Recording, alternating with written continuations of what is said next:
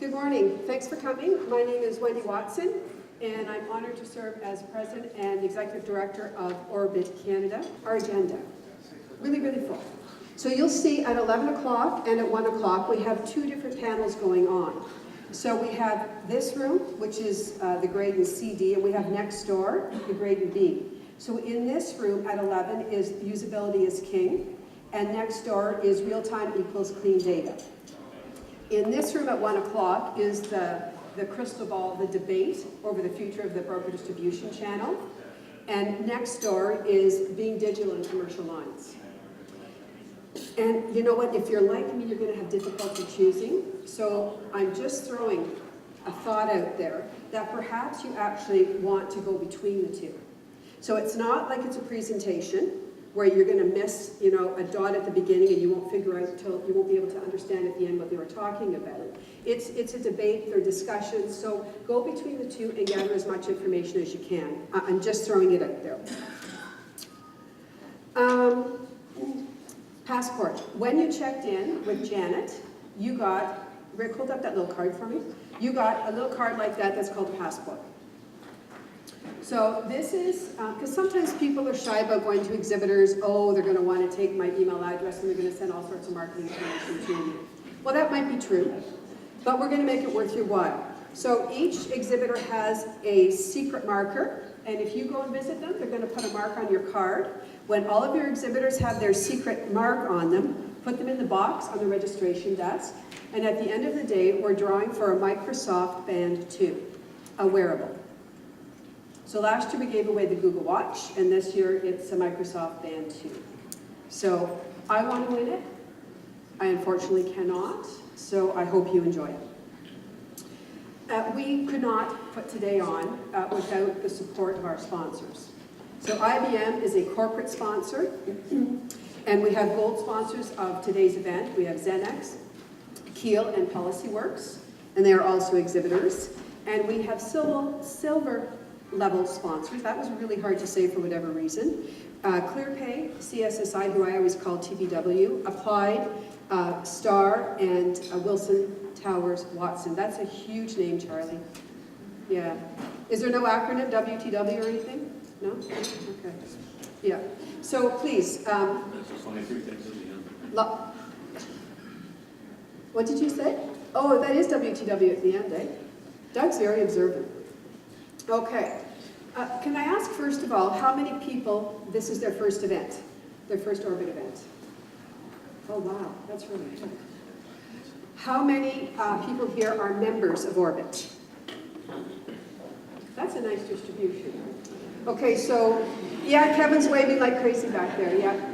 I'm glad to have you as a member, Kevin. For those who are members, you're going to hear this again, but for those who don't know the story, I think it's important. And this is our mantra. Never doubt that a small group of thoughtful, committed citizens can change the world. Indeed, it is the only thing that ever has. And that's how I think about Orbit. Our industry, we're at a disadvantage with the directs. Would you all agree with that? Those who yes, you sit at the front line. It isn't easy to do business. And that's the whole point of Orbit, is to make it easier to do business. Easier for our customers to give them a better experience. Easy for us on the front line doing the work, and easier for our carriers. So how this started was that we were, it was a group of TAM brokers. We'd been down to a convention, a TAM or Applied convention in the US, and they were showing the real-time transactions that they could do in the US. I said, whoa, this is kind of really good. We need our carriers to see this. So we arranged in 2008 a bus trip. And there was no bus, but we called it a bus trip. And we took 8 of our carriers down to the Detroit Center. And Brian Bartosh, who is the principal at Top of Michigan Insurance Agency, brought in 2 carriers, a large national carrier and a small regional. And for our 8 carriers, they showed all the real-time transactions and workflows that were in existence. This is 2008, 9 years ago. Those 2 carriers talked about how long it took them, How big was their financial investment and their resource investment? How long? What the take-up was? And our carriers, honest to God, were sitting there with their mouths hanging open, as were we. So it was Devona Allen, who's around here somewhere back there, Lori Hill from Marsh, Veronica Walpole from Willis at that time, myself and Jeff Roy, standing at the bottom of the escalator in the Detroit Center. And we're going, guys, we need this in Canada. Like, this is how we need to be doing business. And it's like, but you know what? It'll never happen if it's just CAN brokers. We've got to tell all brokers. Everybody needs to understand what can be done. So we organized in Cambridge in September 2008. I can't remember the date. I thought I would retain it, but I haven't. A real-time broker expo. So IBAO helped us with invitations. We sent out to who we knew and thought, you know, we tried to book a room for 75 people. Couldn't get one. We got one for 250 people and thought, you know what? We'll just cozy in the corner. It will be fine. 284 people showed up. It's like, oh my God, we're not the only people who think this way. Our industry understands that we do have to make changes. So we tried to get IBAO. We said to Paul Taylor at that time, he ran to Carol, guys, you have to take this on. And we go, you know what? It's not our mandate. This isn't within our mandate. You guys need to do it. So Orbit was born. That was the child, the birth of the child of Orbit. We became incorporated in 2009, Devona, as a not-for-profit, and we're still in business. So we are a not-for-profit, run and work done by volunteers, which I'm going to talk about a little bit later. Our mission hasn't changed much since our inception. Our mission is to facilitate collaboration and education between all stakeholders in the broker distribution channel. That means brokers, carriers, vendors, organizations like CSIO, IBAO, for the advancement of once and done real-time transactions using SEMSI, Single Entry Multi-Company Interface, to drive efficiencies in broker offices, all in the back of standards. We can't have real-time if we don't have standards. If these 5 characters don't mean the same to me as a broker as they do to my carrier, we have a problem. So we need standards. Our core values of common purpose is the essence of us. We believe that the way the process should work is we put a group of minds together, figure out what is the best practice workflow to achieve the goal of that process, and then the technology gets built to support that workflow. That's not the way it's been done in the past, which is why we have multiple different workflows in each of our offices, and we have to remember how to do it. Oh, for this company I do it this way, this one I do it this way, this one I do it this way. Is that not how it happens today? Yeah. And that's not what we believe it should be. Our other one is that everybody is equal. We do not put one vendor or one carrier or one broker ahead of another. All best practice workflows that we develop follow single entry multi-company interface. So what that means in simple terms is we build a workflow that works for 80% or works 80% of the time, not for the exceptions. We'll deal with the exceptions, but that is not how you build a best practice workflow. Next is all transactions follow standards, and there's 2 levels of standards in my very simple understanding. There's a data standard, and then there's a transport, a handshake standard. And we believe you have to follow both. And the last one, most important if you're a broker, is all transactions start and end in the heart of a brokerage, the BMS, the broker management system. We have 5 not so simple goals. First one is education. We want to educate all members in our ecosystem. So that's brokers about what's available and how to do it, carriers what brokers need, vendors what brokers need, and the ancillary, participate in CSIO standard development. Implement real-time workflows. We're going to show you today a couple of things on how we're actually doing that, because that is where we fall down. There's very, very slow take-up in our industry for the real-time workflows that exist, and it's having an impact on us. Facilitate open communication. This is probably one of the most important things in my mind that we do, and we bring all stakeholders to the same table. Ask them to take their hats off at the door, keep their proprietary information in that hat that's at the door, but let's focus on what is best for this particular workflow for the customer at the end of the day. And then the systems and all that stuff can fall behind. But it's open and frank conversation together, not in silos. A unified voice for brokers. I've said this every year. Carriers say to me, you know what, Wendy? When I go to Rick, he tells me he wants us to focus on this. And then I go to Anne at Darling, and she said, no, this is what we need you to do. And then we go to Rebecca at OTIP, and she said, no, it's this is what we want. So carriers, and where's Kathy Curran? Where's your little hand? There's Kathy. Kind of frustrating, eh? Yeah. So when you're trying to develop your IT or your roadmap, which one do you listen to? So this is a really important one. And last, promote, enhance, and participate in the development of standards. Gotta have standards. These are the numbers Devona gave me as of last Tuesday. Wednesday I was at the Barrie Simcoe. Where are my folks? Right there. Will Marshall Brokers invited me to Orbit, sorry, not me, I kind of went to represent Orbit, to the Barrie Simcoe broker affiliate to talk about Orbit. And these are the numbers from there. So they're fairly fresh. You know what, and how I think about them is they're kind of liquid. So whenever there is a merger and acquisition with carriers, that number changes. And I looked at brokers and I said, oh my God, like we were at 97 or 99 brokerages. Oh, but the number of individual brokers hasn't changed. So there's lots of M&A happening, mergers and acquisitions happening in our industry. And last thing to set the stage, kind of this is what we do. We are about workflows, not technology. So we do a planning session in November, and out of that comes a focus on what working groups are going to be in existence. So they get vetted by the steering committee. A working group is made up of all different bodies from the stakeholders in our industry, brokers, carriers, vendors. They go away, they develop what they think is the best practice workflow, and they build a business case. They send it for internal review, which means to other working group members. So that's the internal, inside Orbit review. They send all their feedback. The working group makes whatever changes, and then it goes externally for 2 different reviews. One is a technical review to go to carriers and vendors to say, is this best practice workflow consumable in its existing format? And it goes to the business side and said, here's our business case. Is there enough meat in there for you to want to do something with this? And then it gets added to the industry roadmap for implementation. We've hit some stumbling blocks, but we've hit some success.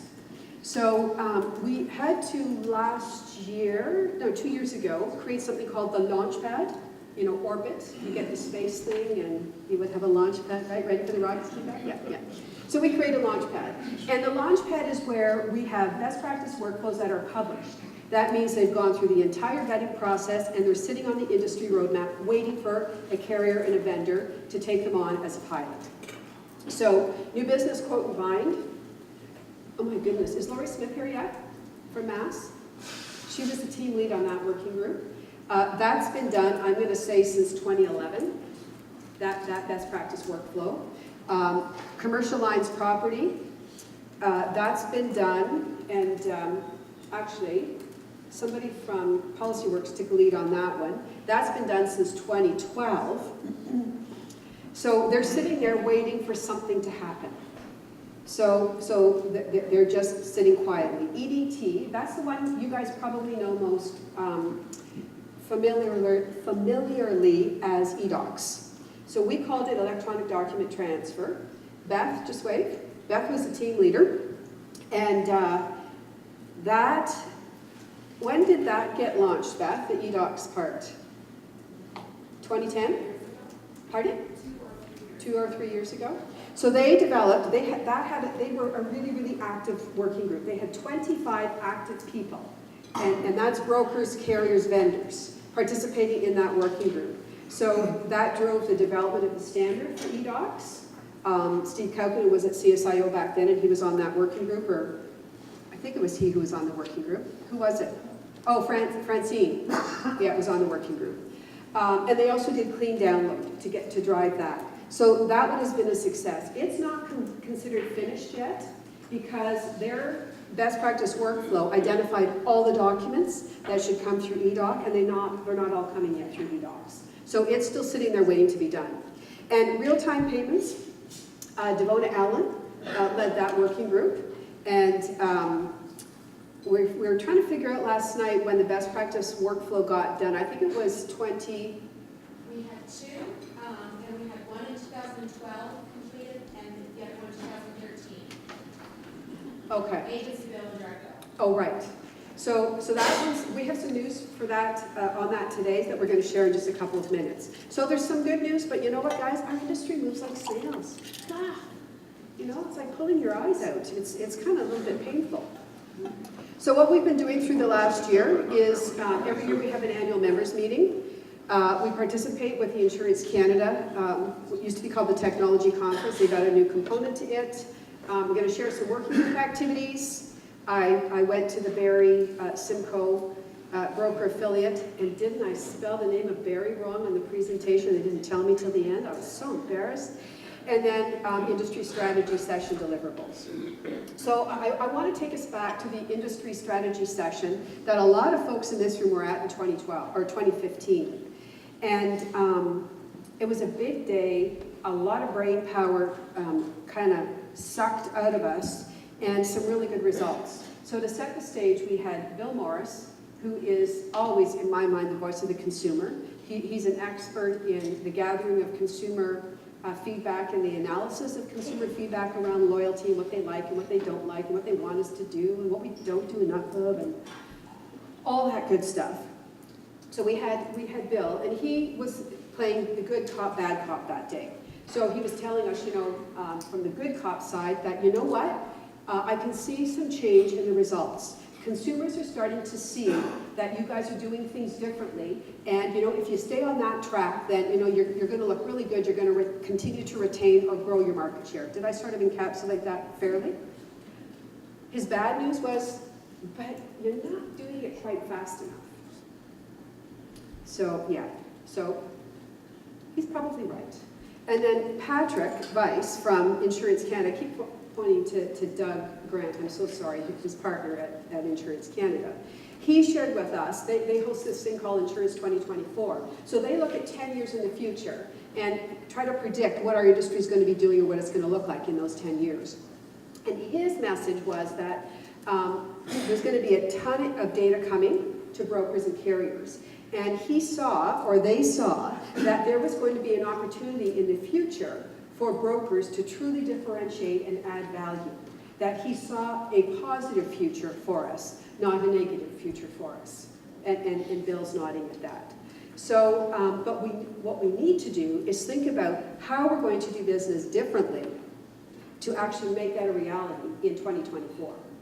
So they did some stage setting for us. I don't know if I shared then, but anybody here listen to Spark on CBC Radio? I'm a CBC Radio junkie. Yeah, Nora Young.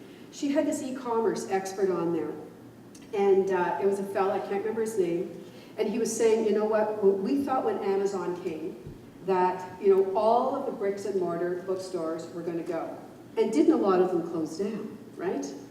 But they're opening back up. So he said, you know what, it was a reality check for us. So his prediction is 10 to 15% of the sales will actually be online, but there's still a place in our world for digital and bricks and mortar.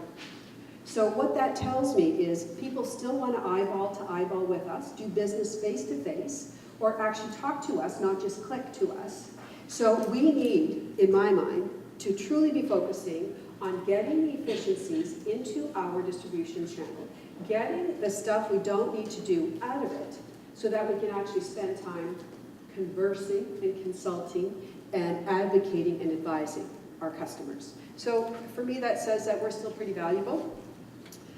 I'm going to move to November. We host every year, November, it's usually around Remembrance Day, our annual members meeting.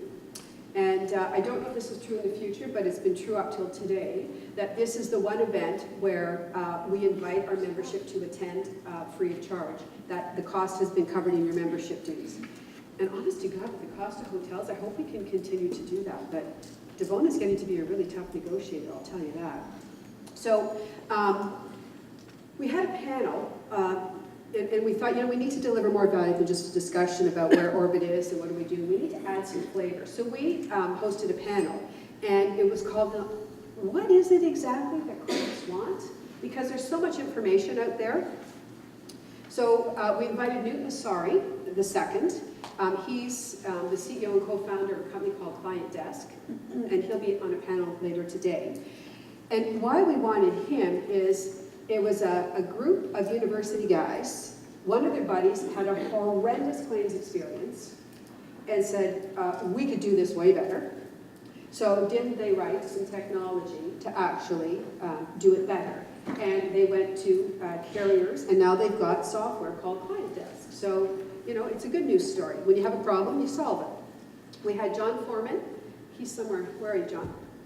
Oh, he's probably reading our keynote. He's our marketing director, and he also has ePath Consulting, and he's also a prof of e-commerce at U of T, so he knows a lot about E. And we had Peter Prokatis from IBM. He heads up the mobile app division. So it was a kind of an interesting debate about what it is that clients want, and we didn't record it, did we, Devona? No, I don't think so. But I do have notes from that if anybody wants it. But still from this same session, this is the stuff that Patrick put together, is, we have this debate. Brokers, you think the customer is yours, right? It's your customer. Carrier, it's your customer, isn't it? So, and Patrick's answer is, it's not your customer. I'm nobody's baby. I'm my own baby. So that the customer gets to choose. And we have a debate today on this issue, actually, which should be really good. And Peter added to that, saying, you know what? Customer expectations, if I have a really good experience when I go to Starbucks, and I love that interaction, I love how they communicate with me, how they asked my needs, how they uncovered my needs, how they resolved my needs, then when I go to the next place, that's my expectation. So best-in-class experiences in one industry translate to another. And interestingly, and this is the other thing that Patrick provided, and I don't know if you guys did this survey, Doug, but 80% of CEOs think that they deliver a superior customer experience.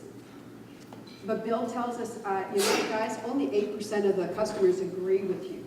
So we kind of have a little bit of a gap, right? So yeah. So we've got some information to help uncover that mystery today.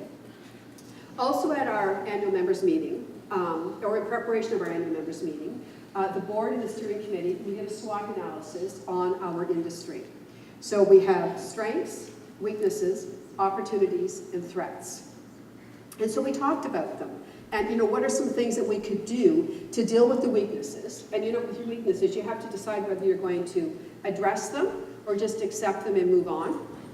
Your threats, the same thing, but kind of a little bit scarier. And your opportunities are something that, they're more readily available. So be interested in some feedback on this. And then we went to our attendees and said, okay, guys, this is our SWOT analysis. We see how slowly things are moving in our industry towards real time and where we need to go. What are the barriers? What is it that is keeping us from getting where we need to get in our industry? So some of the highlights, it's a fragmented industry. We have the same conversation year after year after year with very little change. There's very slow to take up change in the industry. Too many tools on our desktop. So kind of putting everything out on the table.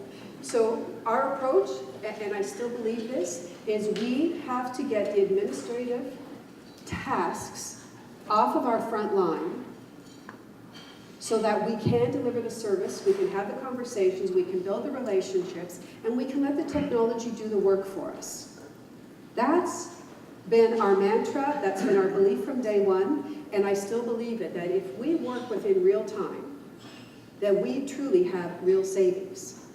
We have savings in time for people, And then we have savings in dollars to invest in all of the things and all the other tools to help us either communicate better with our clients or just enhance the entire experience that we deliver. So I still think that's pretty valid. So then I'm going to move to March 1st. Each year, we participate in Insurance Canada Tech Conference, and we love our relationship with Doug and Patrick. We have different audiences, but we have very similar beliefs, and I think we have similar goals at the end of the day. And this is the first year that they split the tech conference into 2 days. So they had, was it a Monday? Monday was the tech conference, and all, usually carriers and vendors, high-end vendors and stuff go to that. And then they had a broker forum on Tuesday this year, which is what I moderated a debate on, and really I wanted to call it Blurred Lines, and Doug wouldn't let me. And couldn't you just hear Robin Thicke, right? Singing Blurred Lines, do you know that terrible song? Yeah, all the controversy, yeah. But he wouldn't let me call it that. So blurring lines, who does what, and does it matter? And I didn't feel that we had enough time, so we're continuing that today. And Patrick Weiss is moderating that debate. And on that one, we had Jeff Roy, who is a principal and a producer at Excalibur Insurance Brokers. We had Ed Myring from Aviva Canada. And we had the voice of the voice of the consumer, Bill Morris. Yeah. So he is actually, he's a very good voice of the consumer because of all of his data. And he's going to be the consumer again today, and we'll just see how obnoxious he can get. He's very clear. I like that about you. You're very, very clear. So we're going to go into some working group updates. So real-time payments, been around since 2009, maybe 2010. And this was one of the transactions we saw in the US when we were there in 2008. So what we saw was the ability to, it's like an inquiry transaction. You have a client comes into your office and they bounce the payment, right? And the insurance company needs money by X days or the policy's canceled. So they're bringing cash into your office because the carrier wants certified check this time. So they're bringing cash into your office, but the carrier needs it by, such and such a date.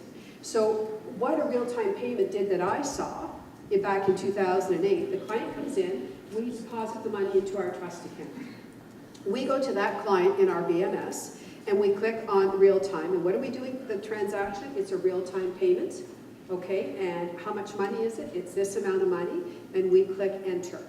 So what that does is send notification to the carrier to say, this policy number, this amount of money, go sweep that out of the broker's trust account and apply it towards that customer at the carrier side. No checks, nothing else to do. And we were drooling.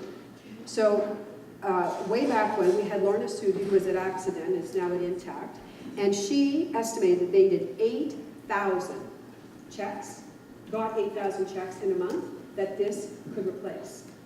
So think how many less touches would be involved if you could just click a button. Where's Devona and John? They're both gone?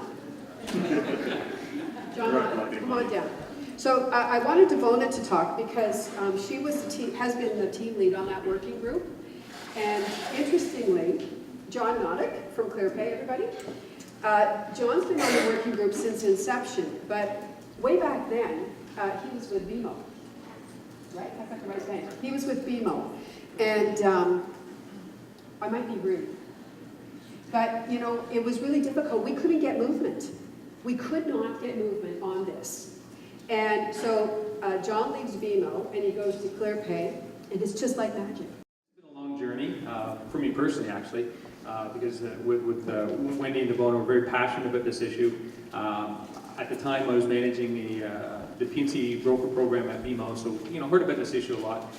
As Wendy mentioned, dealing in a large corporation, we knew what the problem was, but it's very, large corporations, it takes a lot of time and effort and development dollars and all that. Versus now in a small company, we've got probably the best in class from a development team. I think for any coders in the room, we're up to probably 50,000 lines of code at the moment. So it's for the user experience, it's very simple. The accounting people on the brokerage side, but in the background, it is a very complex undertaking. Not to say the least of dealing with banks and how the money moves. So, bottom line is today, brokerages can transmit funds and any information directly from the majority of the major broker management systems in Canada today, thanks to ClearPay. So, as Wynne had mentioned, that's going to be for regular agency bill settlements. All the account card information flows automatically. The carriers get notified automatically, and the same goes for any of those direct bill related payments. It works exactly the way Wynne had mentioned in terms of generate the payment in the BMS. The notification comes to the carrier directly automatically, and the monies move on the date that the broker specifies. Another nice thing that we have is an approval feature, so while the majority of the payments get generated in the BMS, the actual approval still is outside of the BMS, and as long as those principals or the signing officer of the brokerage have a smartphone in their hand, they can approve a payment. So in that situation where you have a customer walking through the door saying, oh, here's my money, what do I do? I've been canceled, don't cancel. Oh, all the signing officers are out. They're out on client calls, they're out on vacation. You can't get a check out the door. This way, as long as you have an internet connection, boom, approve, notice, done. And That's simple. refunds, I understand refunds are coming. Yeah, we've got two other really exciting things we're working on. I'm not sort of a privilege to go in much detail today about it, but just to say there's a lot of payment pain points. And quite frankly, anything to do with payments in your business, it should be a utility. It shouldn't be an all-consuming task. It should just happen. You should go to the light switch on the wall, turn it on. The same thing should be for payments. And there's far too much effort done both on the carrier side and on the broker side in this space. And we're going to simplify this dramatically. Actually, one broker that's on our platform, he figured it out. He's very detailed. In their payment process over the course of the year, they actually have 3.4 million touch points. This is a big brokerage. They issue a lot of these direct bill related payments. And we figure we'll get it down to about 200,000. So you talk about efficiencies. And the same thing is happening. It's a payment, It's just money. right? Good, thank you. Okay, that deserves clapping. This, we can ask you for that. So the other important working group, and this came out of our members meeting as well, is customer experience. And we had this in existence, and then it went on the shelf because we could not figure out how we would slay this dragon. Because trying to document an ideal customer experience seemed, too big a dragon. So what we did first of all is define our mandate or make our mandate more manageable. It really is simply to define what does it mean to deliver a great experience to our customers. So we want to develop the journey. Well, I'm just going to show you. So develop the journey. So what we've got along the bottom, and I don't think this one does a clicker. Maybe it does, right? Does that show there? Yeah. So we pick a process. And along the bottom, we identify, I don't know if you guys can see, all the steps in the process. And then we've got from delight to agony, or agony to delight. And in our current process, with that particular step, is it agony for the customer? Is it sort of middle of the road? Or do we actually delight them in that step? And then, is that particular step, is that a moment of truth? Is that where we're going to keep the client or lose the client, depending on whether we've caused agony, middle of the road, or whether we've actually delighted them? And then, what are the current articulation points or the current ways that we articulate with the client for that particular step? And then the end result is we see a lot of open spaces. Those are the gaps. So there's we have to look and see, how do we solve that? Is it okay that we have a gap there? Do we need another tool? Do we just need people to start using the tools? And where we have agony or where we have, just a middle-of-the-road customer experience, again, what do we do to change that to a delight? So, and John Foreman, who's hiding somewhere out back, really helped guide us through this, as did IBM. We went on site with them to their client experience center, and they took us through a process. They called it identifying the persona of our customer, and it's really identifying the characteristics of our customer or our customers, and what are their needs, what do they want from us, what do they expect from us. There's a whole list of things. I'm sorry, I'm not recalling them all at the moment, but it was an unbelievable process. Steve, did you make it that day? Yeah. like really, really gave you a different way to understand your customer and think about your customer. What is it that they want from us? And how do they want us to respond? So, unbelievable. And you know, with this one still sitting, I'm supposed to book the next meeting, and I've been really bad, but yes, Steve's smiling at me because he knows I've been a bad girl. But this is really important, and what we did is split our group up, and some took renewal, some took a policy change, and I think some took new business to document the current steps. So, and then we have to come back together as a group and define it. But through this process, we got a lot of really good information that's posted in the member site on our website about the digital, they call it the digital customer experience. We've taken digital out of our name. It's a customer experience, whether it's online, mobile, face-to-face, text, phone, it doesn't matter. It's a customer experience. So I'm not quite sure where people find it on our website, but do you know Q? It's in members, is it under the client experience working group? Might just be on the main page. Or on the main page? Okay, yeah. You can tell I don't go there to look at it. The other one, and this came out of our 2015 industry planning session or strategy session as well. At the end of that day, after we went through all this, these brain gyrations, we looked for a common thread, and we had flip chart paper all over the room. It's like, what is the common thread as we look at all of this information? And the common thread ended up being that brokers aren't using the tools that exist today. So the carriers were so frank with us. They said, you know what, we can't go to our board or our leadership team and ask for investment in more real-time technology because they already tell us that brokers aren't using what we've invested in already. So, you know, because we said to them, Vinny, tell me the name of this movie. If you build it, we will come, is what we told them. What's the movie? Oh, and he was throwing out movies to me earlier that I just couldn't keep up with, so I thought I'd get them, and I didn't get them. So we didn't come. We didn't come. They built it, we didn't come. We have carriers that actually, you can push all of your application data from your BMS to your carrier, and brokers aren't using it. 5 minutes? Seriously, Tom? Oh my goodness. Anyway, so we decided, and this is in association with IBAO, we came up with a four-pronged education approach. First is we want to reach out to brokerage principals. He who holds the gold decides. That's what I do. So brokerage principals get to say what happens within the walls of their brokerage.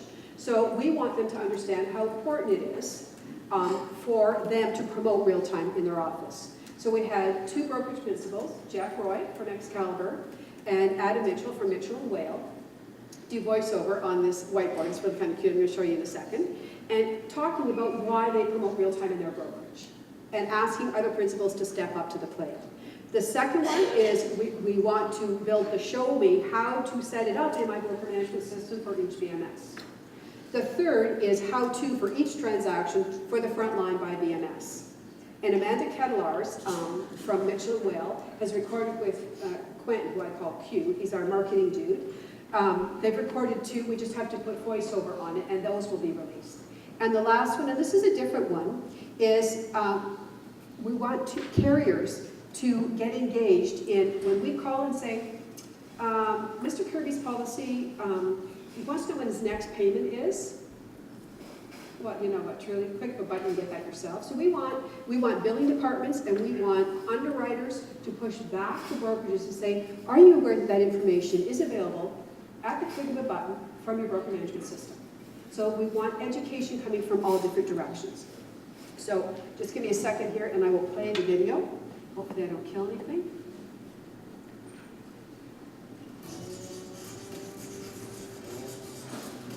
Hi, I'm Jeff Roy, President of Excalibur Insurance Group. And I'm Adam Mitchell, President of Mitchell & Whale Insurance Brokers. And we'd like to tell you about our journey to improve the client experience while reducing our costs by moving towards real-time transactions. Adam, you and I know that clients find it annoying when it takes multiple contacts with their broker to get a quote and change a policy.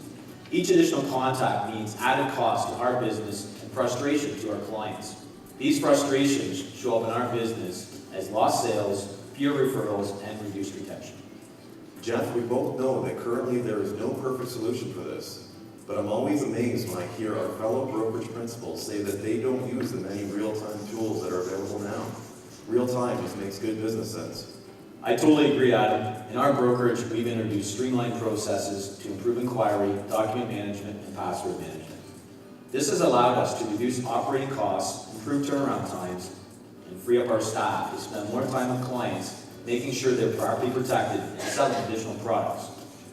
And while we don't have straight-through processing and customer self-service yet, improvements in areas like new business and policy change are bringing us closer, and that makes a significant impact on the bottom line. So Adam, why aren't brokerages using these processes? Not using real-time makes about as much sense as a basement apartment in Venice. If we can use these tools to reduce time, save money, and provide better service, it's good for our clients and for our business. Not adopting these processes puts the broker ecosystem at a competitive disadvantage. Maybe we can't get to our ultimate destination overnight, but we can start the journey. I absolutely agree, and it's a journey that brokers, carriers, and technology vendors must embark on together. And that's the key, Adam. We're all on this journey together because it makes sense for our business, our clients, and our entire industry. We need more brokerages to join us on our journey and take the industry where we all need to go. Time to fire up your brokerage. Start your real-time journey today.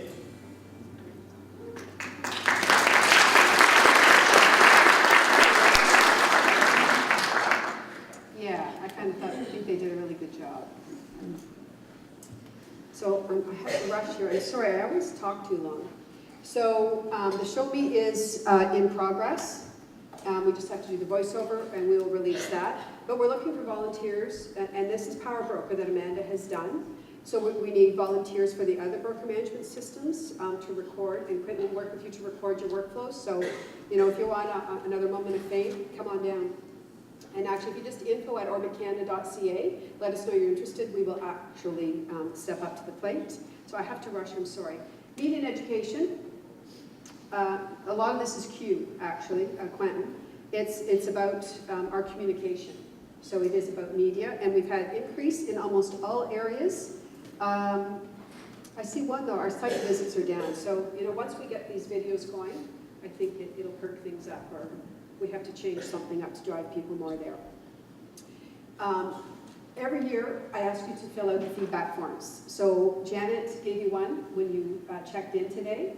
So this is the feedback that we were told last year, and if you were here last year, we were down in the candy room, we had 2 really ugly posts. Thanks, Shelley, it was awful. So like, get rid of the posts was on almost every feedback sheet. So we got rid of posts, we're in this room this year. But your feedback matters. So these are the things you told us last year that we took to heart and we have changed this year. So please, please, please, please, please, give us your feedback. So I'm going to come to this one later because I need to spend time on it, so I'll add it at the end of the day. And that's not a very good picture, but before we move on to our keynote, I wanted to just give you a little bit of inspiration and hold myself together while I do it. So what I want to do is inspire you to learn today and to take in the information that you're going to hear. So sorry, I thought I could hold it together. This is Tara Swigler. So she worked with me at Precept. We brought her on board as an HR co-op student and then hired her full-time. And then when Orbit came about, she got involved from moment one. So at the beginning, she was in the background, taking care of booking the venues, taking care of the menus. I think she was actually, who here was at the Novotel? We had those awesome snacks in the afternoon, the fresh pretzels, oh my God, yeah. So she was in the background and did all that sort of stuff. And then she ended up taking on more of the front end stuff. So anybody get a call this week to remind you to register for today, that kind of stuff. So if she went through our membership list. If we were within a week of the go live date and we have members who hadn't registered, then she would call people. She sat at our reception desk out there, greeted people, got you to sign your REBO accreditation, gave you your name tag, probably chatted. Does she look familiar to many of you people? Sadly, she passed away a week ago today. I know. So we wanted to give a tribute. Sorry, just give me just a second. So you're kind of wondering, like, if you're doing this one, why is this inspirational, right? But why it's inspirational is she was a fighter. There was, you know, and I hear this in our industry all the time, you know, oh, the carriers won't do this for us, our BMS vendor won't do that. You know, that's an I can't attitude. And why this is inspirational is Tara had an I can attitude, or I can do this if attitude. And, you know, you guys saw her for the last 8 years. You probably didn't know she fought thyroid cancer for 10 years. So she was sick every single time you saw her and you didn't know. Because, you know, it's about rising above and doing whatever it takes to get the job done. And that's why it's inspirational. So I have like 5 asks for you today for Tara that I promise hold it together for. And first is look for opportunities. You're going to hear a lot of really good stuff today. Look for opportunities for your business. Look for things that you're not doing today that could make your customers' experience better and your business better. Be an active participant in the sessions. You know, make deposits and take withdrawals. Don't sit quietly, participate. Have the frame of mind, we can do this, or if I'm here with my team, I can do this if. Think outside of your box. We get stuck in ruts, that's why our industry is where it is. Think outside your box. See different opportunities. Put a different color of glasses on and see things just a little bit differently. And even if just for today, be a fighter. Be a fighter. And at the end of the day, I'm going to ask you to share. I'm going to ask you to do that to honor, sorry, Tara. So, I'm so sorry.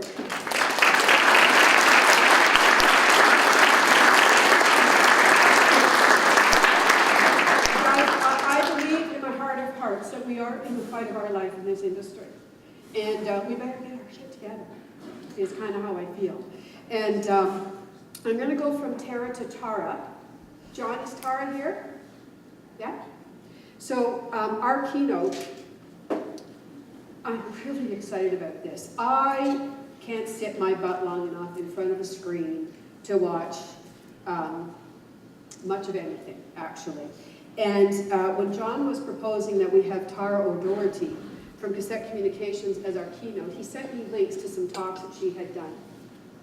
And I think there were 7 different ones in a row. And I went from presentation to presentation to presentation because she was saying things like, oh my God, like this makes so much sense. Like our folks really need to hear this. So Tara, I'm so excited. So we have 2 inspirational. We have a Tara Swigger inspiration and we have a Tara O'Doherty inspiration. So come on down, Tara.